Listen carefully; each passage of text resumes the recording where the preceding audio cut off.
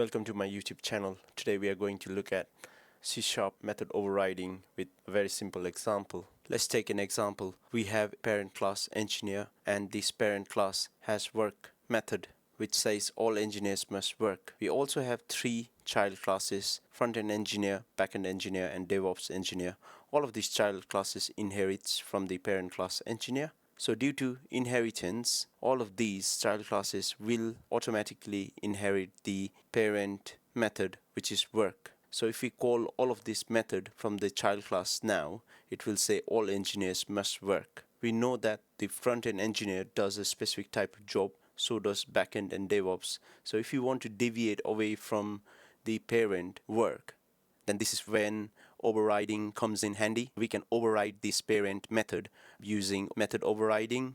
By using overriding, we can say front-end engineer designs UI, we can say backend engineer designs servers, logic, and DevOps maintains the software. And we can use the same work method.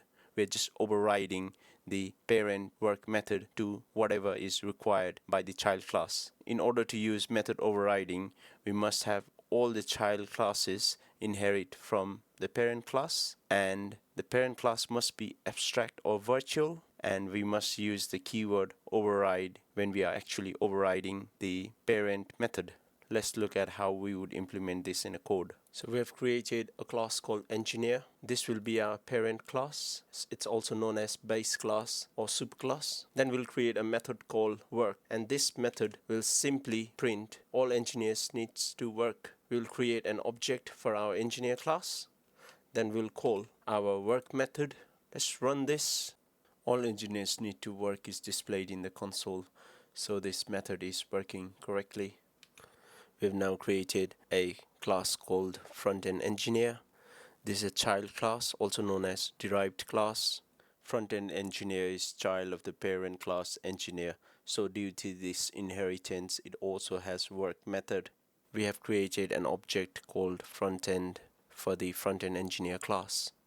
Now we will call in the work method to check the inheritance is working properly. It's correctly displaying all engineers need to work, which is what the base class method is saying. So the inheritance is correctly working. But we know that the front-end engineer will do slightly different job compared to the other engineers. So we need to override this work method. And to do that, we create an override method. And to do that, we need to use the word override. And we are saying front-end engineer creates the user interface of website and application. Now this is more specific. However, I can see a red squiggly line, which means that's an error. So to fix that, we need to add a virtual keyword to the parent method. We can also make the base class method abstract. So to do that, we just need to put in keyword extract. We are still getting an error. All we need to do is now we need to also make the class abstract. I'm still seeing an error over here. The abstract method does not have any body, so if we delete this, then it should work. But for the purpose of this example, we'll just keep it as virtual. Now let's create another class called backend engineer, and this child class also inherits from the base class engineer. We will also want to override the base class work method, and to do that, we use the keyword override. This time around, we are printing to the console backend engineers creates and maintains the server side of application. Now let's go to the top and create our object for the backend class.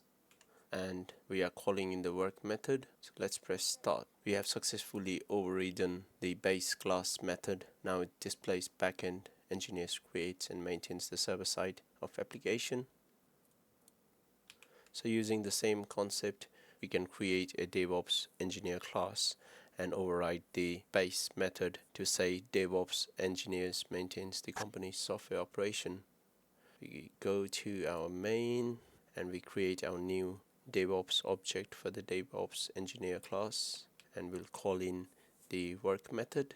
So now we have, so this is the base class and these are the individual overridden outputs. So we have successfully managed to override the base method.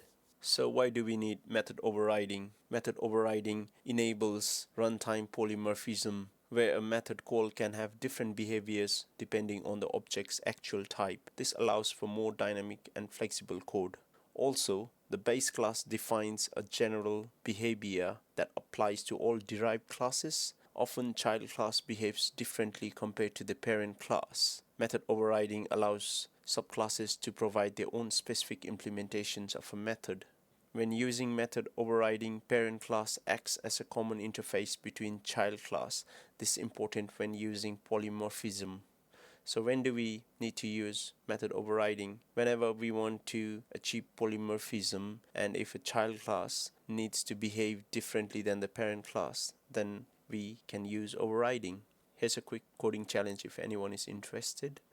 Create a parent class called remote with method play. This play method will say press play.